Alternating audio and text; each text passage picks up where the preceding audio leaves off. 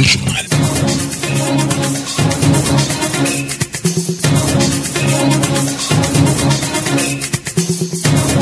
Koukoumel FM, dans un instant, le journal.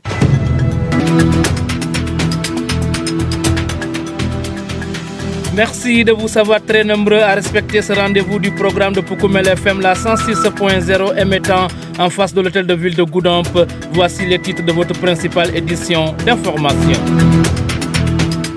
Grève dans le secteur de la santé, les services de soins quasi paralysés à Kolda. Réseau téléphonique défaillant, absence d'électricité, pistes d'accès impraticables. Tels sont entre autres les mots dont souffre le village de Koulinto et sa jeunesse interpelle les autorités des pouvoirs publics.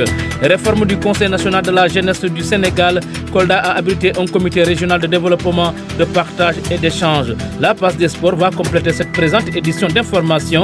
Sidou Keita assure les opérations techniques. Le journal avec Younous Barou. Le secteur de la santé fortement perturbé à Kolda, la grève du SAES est passée par là. Ces blouses blanches demandent la revalorisation de leur corps à la retraite, le recrutement dans la fonction publique et la correction des incohérences salariales, entre autres.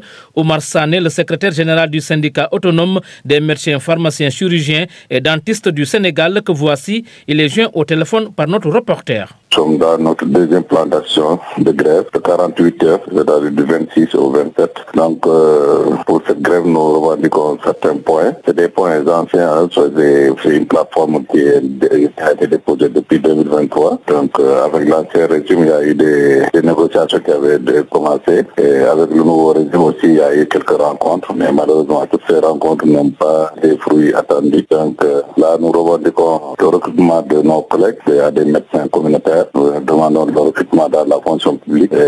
C'est-à-dire, quand je dis médecin, il faut comprendre médecin, chirurgien, pharmacien, tout le monde. Et ensuite, nous demandons aussi la revalorisation de la pension de la retraite des médecins, pharmaciens, chirurgiens, dentistes. Et nous demandons aussi, en tout cas, la correction immédiate de l'injustice, c'est-à-dire que l'injustice concernant les salaires, parce que nous considérons que nous, les médecins, on est très mal payés par rapport aux autres fonctionnaires de la même classe. Donc, nous demandons vraiment que cette injustice soit corrigée. Et nous demandons aussi, surtout, en tout cas, la construction de certains hôpitaux au niveau des départements, parce que nous considérons que chaque département doit avoir un hôpital de niveau 2 au minimum. Donc, nous considérons, surtout dans la zone sud, il y a beaucoup de départements qui n'ont pas d'hôpital. Donc là, nous demandons vraiment que l'État fasse ces efforts-là.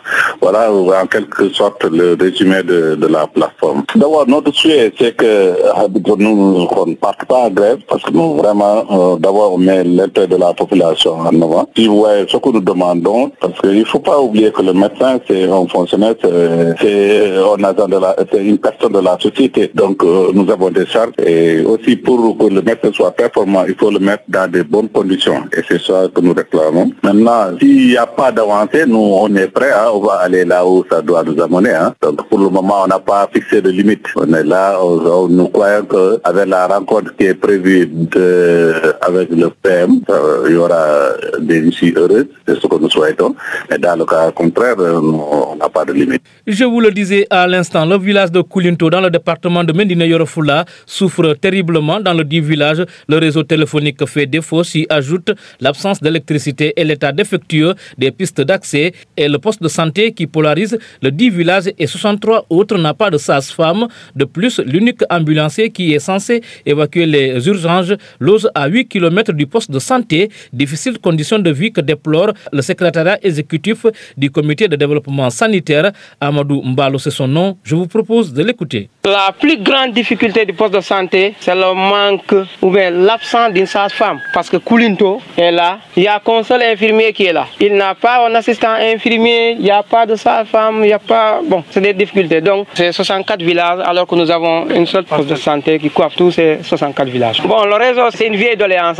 Le réseau est là. Tout de suite, si un malade arrive ici, on ne peut même pas joindre l'ambulancier. Ça, c'est un fait très grave. Donc, le réseau qui est là, l'accès aussi est là. Parce que beaucoup de villages ont des difficultés déjà pour prendre un malade d'un village à l'autre ou bien du cas de santé au poste de santé. Parce que l'ambulancier évacue à partir du poste de santé, pas à partir des villages. Et parmi les villages, il y a des villages villages qui sont à 15 ou presque 20 km du chef-lieu de poste de santé de Koulinto. L'accès c'est un problème, le réseau est un problème. Tantôt j'ai évoqué 400 000 francs seulement pour des panneaux solaires et batteries. S'il y avait le courant, ça allait en tout cas servir à d'autres fins, mais le courant aussi c'est un défaut qui est là. Mais le problème majeur reste un problème de sage-femme. On a un problème de sage-femme ici, où les femmes, dès qu'une femme tombe enceinte, tout le monde a peur. L'ambulancier est loin de là, la sage-femme est absente à Koulinto. Je ne peux pas dire qu'elles accouchent à domicile parce que déjà le poste de santé est là, même si l'ICP n'est pas en tout cas pas habilité ou bien assermenté à faire ça, mais quand même il y a des matrones qui sont là, des fois qui essaient de faire tant bien que mal avant qu'on contacte l'autre pour un éventuel en tout cas transfert. L'ICP utilise sa lampe torche des fois parce que vous savez aussi comment les panneaux solaires fonctionnent. S'il n'y a pas de soleil, les panneaux solaires ne fonctionnent pas. C'est vrai que nous avons de nouveaux batteries avec une nouvelle installation, mais souvent s'il y a le soleil ça fonctionne très bien, mais si le soleil ne brille pas ou ne sort pas, donc du coup on ne peut pas avoir de l'électricité comme il faut, donc les lampes torches ou les téléphones portables sont utilisés pour l'éclairage.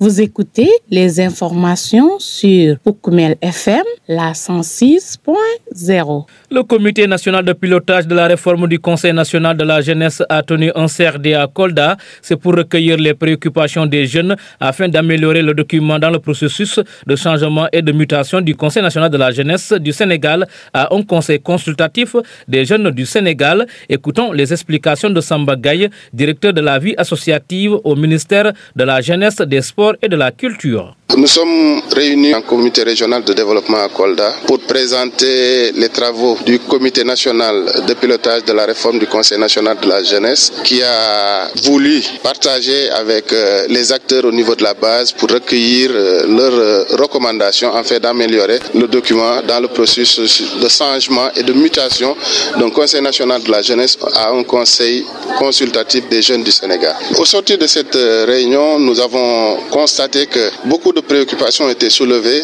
qui tournent autour de l'âge, surtout du président, parce que l'âge des électeurs et des représentants des communes n'a pas été pratiquement mis en cause, mais c'est le président du conseil consultatif des jeunes dont l'âge est circonscrit entre 18 et 32 ans qui posait problème. Donc nous allons remonter cette information au niveau du comité national pour que l'ensemble des membres de ce comité puissent apprécier. Par rapport à la recherche ou à la facilité d'obtention de certificat de résidence, ça a été soulevé comme un problème. Nous allons aussi remonter cette information au niveau du comité national. Et par rapport aussi à la représentation, notre option c'est de passer de bureaux à des conseillers tout court. Parce que nous pensons que l'histoire a montré que les bureaux qui ont été mis en place après quelques années d'existence ont tourné autour du président et de quelques membres seulement. Donc si on doit reprendre en même temps le même bureau, et nous savons que le Conseil national de la jeunesse n'a pas de subvention élastique et n'a pas un budget pour faire des activités. Le Conseil, comme son nom l'indique,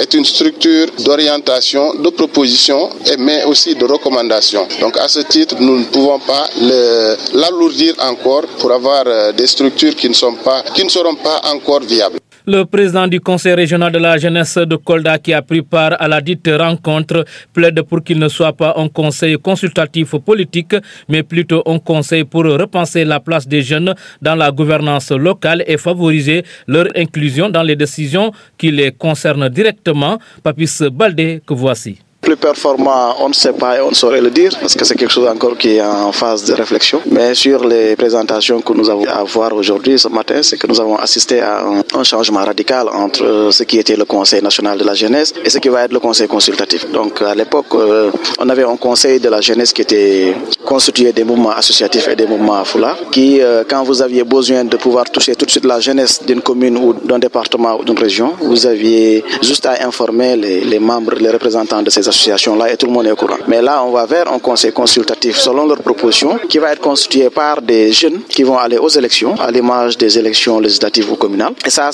ouvre la brèche à tout le monde. Ça ouvre la brèche aux politiques et nous, c'est là notre inquiétude. Nous avons peur que ce conseil consultatif de la jeunesse ne soit transformé en conseil consultatif politique parce que là, en ce moment-là, c'est les acteurs politiques qui vont mobiliser les jeunes, c'est les acteurs politiques qui vont mettre les moyens pour que leurs jeunes puissent passer dans ces instances. Alors que c'est des instances de décision que les jeunes eux-mêmes avaient choisi pour pouvoir permettre à ces gens-là de les représenter et de parler au nom de la jeunesse. Et au-delà de ça aussi, nous avons vu des critères de sélection qui nous paraissaient un peu bizarres. Parce que dire aux jeunes du Sénégal, allez-y en élection pour choisir vos représentants, mais que nous, au niveau national, nous allons prendre 5 personnes, comme ça, ex nihilo, on ne le comprend pas. Donc je pense que quand on donne une possibilité à une tranche de la population, donner la même possibilité à tout le monde, que ces 5 jeunes qui doivent être cooptés par appel à candidature n'ont qu'à aller batailler au niveau de la base et se faire représenter par les jeunes. Donc là aussi, c'est des propositions que nous avons apportées. Ça ne collait pas trop et nous avons dit nos inquiétudes. Nous avons apporté nos propositions et nous pensons que ces propositions-là vont être prises en compte dans le prochain dispositif qui va pouvoir permettre à cette jeunesse-là de pouvoir parler d'une seule voix.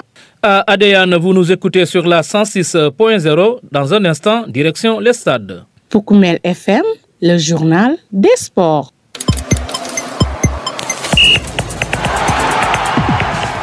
Info Sport, après un tournoi amical réussi à Casablanca où ils ont terminé invaincus, les Lionceaux du Sénégal poursuivent leur préparation pour la CAN U17 prévue du 30 mars au 19 avril 2025 au Maroc.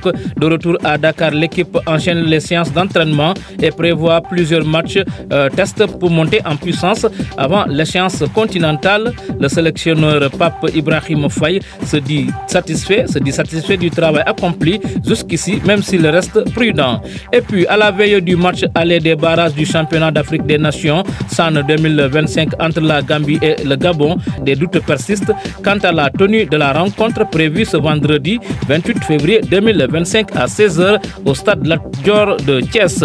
Selon la presse gabonaise, la sélection locale du Gabon n'a pas pu se déplacer à Dakar en raison de problèmes financiers, ce qui remet en question sa participation. Toutefois, aucune annonce officielle n'a encore été faite à ce sujet. De son côté, la Gambie, qui a choisi de recevoir le Gabon au Sénégal, est présente sur place depuis mardi et a poursuivi sa préparation. Le vainqueur de cette double confrontation, dont le match retour est prévu le 8 mars à Franceville, affrontera l'Algérie en mai pour tenter de décrocher une place en phase finale du CHAN 2025 qui se tiendra en août au Kenya, en Tanzanie et en Ouganda.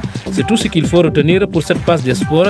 C'est également la dernière partie de ce journal. Voici le rappel de ses principaux constituants.